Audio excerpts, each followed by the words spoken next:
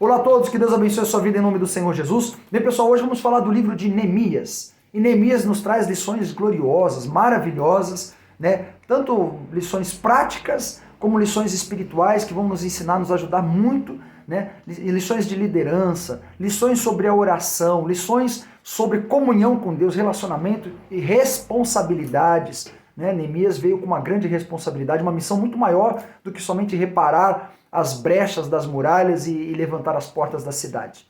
Nós vimos que Zorobabel e Esdras trouxeram os primeiros dois grupos de judeus que estavam voltando do cativeiro babilônico para Jerusalém. E agora então nós chegamos ao reinado do rei Artaxerxes, filho do rei Xerxes. E Neemias é copeiro do rei Artaxerxes, ele é descendente de Judá, mas nascido no cativeiro babilônico.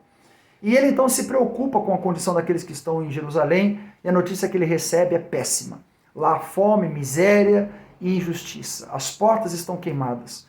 Quando diz que as portas estão queimadas é porque justamente nas portas da cidade é onde se julgavam a causa do povo, é onde os anciãos se reuniam para trazer justiça ao povo.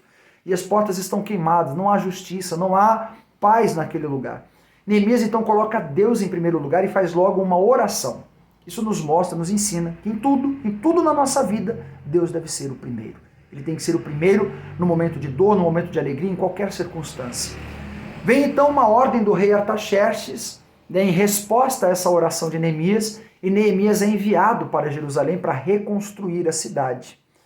Zorobabel e Esdras reconstruíram o templo, mas isso ainda não era suficiente, né? Não foi feita toda a reforma que deveria ser feita, não foi feito tudo que deveria ser feito, e a cidade ainda estava em ruínas. Neemias é enviado então com essa missão. Mas nós vamos entender que a missão de Neemias foi muito maior do que somente reconstruir Jerusalém, do que reparar uma muralha e reparar ali as portas da cidade.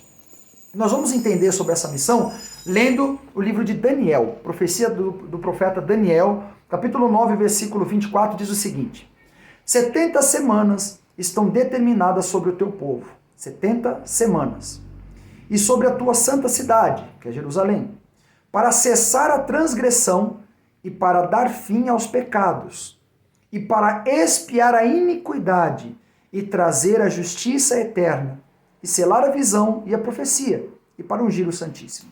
70 semanas. Em hebraico, 70 semanas é literalmente 70 setes, ou 70 vezes 7. Essa profecia está nos apontando para o Messias, o surgimento do Messias, né? O surgimento do ungido, prometido, que iria trazer o reino de Deus ao mundo. E 70 vezes 7 nos liga ao momento em que Pedro pergunta para o Senhor Jesus assim: Mestre, quantas vezes nós temos que perdoar o nosso próximo? 7? E Jesus diz assim: eu não digo 7, mas 70 vezes 7. Quando Jesus dá essa resposta, ele está literalmente se conectando com esta profecia.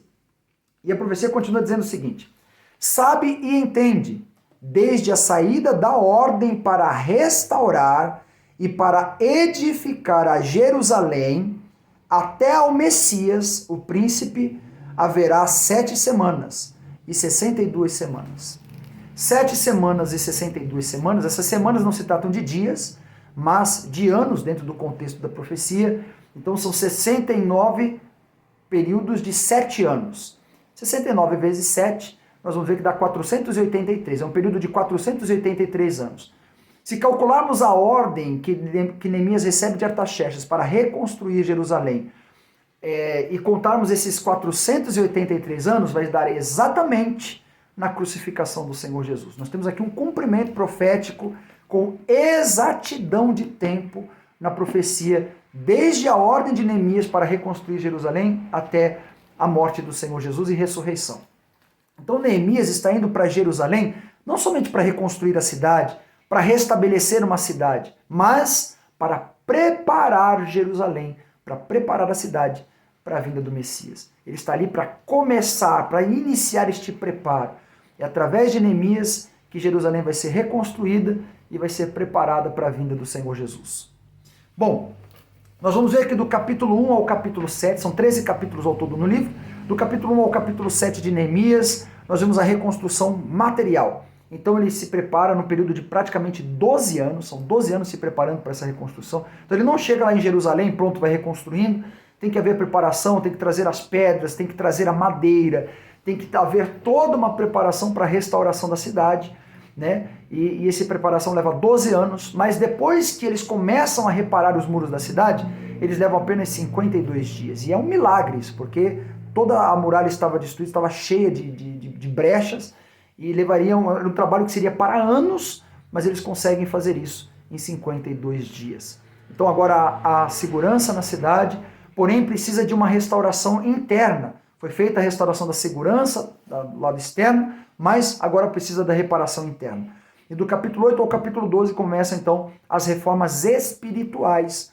E começa com Esdras chamando o povo para ler o livro da lei.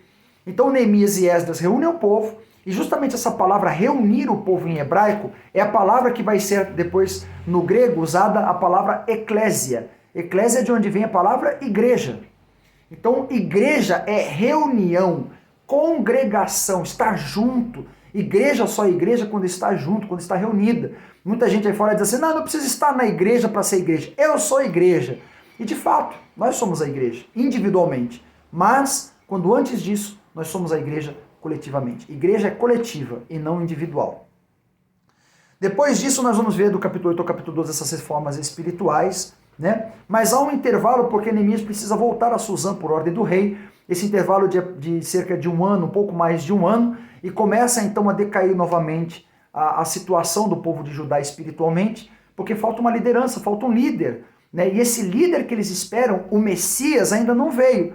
Então Esdras retorna para Jerusalém e retorna novamente a essas reformas, e precisam ser feitos alguns reparos de erros que foram cometidos pelos sacerdotes e pelo povo. Neemias então faz novamente esse reparo, e a mensagem de Esdras, a mensagem de Neemias na sua história é justamente de que a obra de Deus na nossa vida é uma obra contínua. Nós sempre temos que estar nos reparando, sempre temos que estar tirando as coisas erradas de dentro de nós, sempre temos que estar refletindo, sempre temos que estar nos reedificando. Você não pode parar. Você tem um líder, você tem Jesus, o Messias veio. Para nós ele já está aqui. Nós temos o Espírito Santo, nós temos a palavra dele.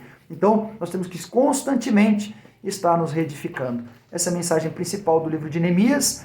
E no próximo vídeo vamos falar da história da Rainha Esther e qual a mensagem que a Rainha Esther traz para nós. Que Deus abençoe a sua vida em nome do Senhor Jesus e até lá.